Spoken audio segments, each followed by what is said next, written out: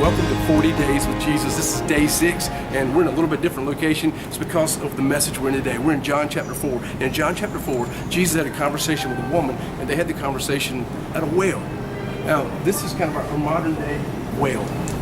The experience of going to a place where you would get water that you'd want to drink, and we would come here to get water to drink, or maybe come to get a little bit of Mountain Dew or Diet Dr. Pepper, whatever your beverage of choice is. But this time they were coming to the well to get water. Jesus stopped at the well. He sent the disciples into the town to get something to eat, and he had this conversation with a Samaritan woman. And against the conversation that normally wouldn't happen, because Samaritans and Jews didn't speak, especially not in public, and men and women.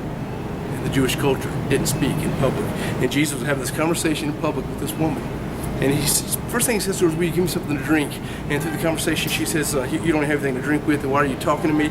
And he goes on to say, "If you knew the gift that I could give you, you would have asked me for water." And that must have created some curiosity inside of this woman. And then Jesus goes on to say, "Everyone who drinks of the water in this well will be thirsty again." Drink a little bit of the Deer Park or the Dasani or even the Aquafina, you're going to be thirsty again. But Jesus said, if you drink of the water that I give, you will never thirst again. And this really sparked this woman's interest. She said, well, that's the kind of water I want. I'll never have to walk to the well. I'll have to come and get water again. She didn't understand the implications that Jesus was given of spiritual life, eternal life. She said, "Sir, give me this water." And Jesus says, kind of strange, he changes direction, says, "Go call your husband and come back." And she says, "I have no husband." And Jesus says, "You're right, you have no husband. As a matter of fact, you've had 5, and the woman you're with now, she's not your husband." Just let her know that she had ran into somebody who knew more than she did about herself. So she changed directions. She said, "I see that you're a prophet, and our fathers worship here. Your father said you got to worship down in Jerusalem. We say we need to worship here on this mountain." And Jesus says, it's not about the place. He gets into this conversation about worship, and I want to encourage you to take time to read this week. And then in the last verse in that conversation, Jesus says, God is spirit, and those that worship him must worship him in spirit and in truth. We have a spiritual being in us, and we must commune with the spiritual God, and that's the only way that worship can really happen. And not only does it have to happen in spirit, he said it also has to happen in truth. We must know the true God. We can't worship any God. We got to worship the one true God. And we must worship him with things that are true. Sometimes the things that we sing or speak or say to God are far from being true, but he wants us to worship him with true facts, with true life, with true or genuineness also inside of us, a truth that comes from us being genuine in our worship.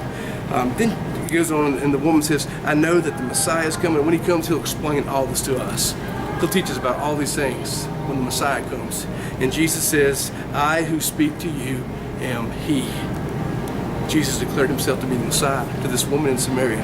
And then the very next verse, verse 27, says, "Just then the disciples returned," and that's what we're going to pick up tomorrow as we continue the 40 days with Jesus. But before I leave you today, I want to encourage you, go back to that idea of worshiping God in spirit and truth. And I want to encourage you today to worship God.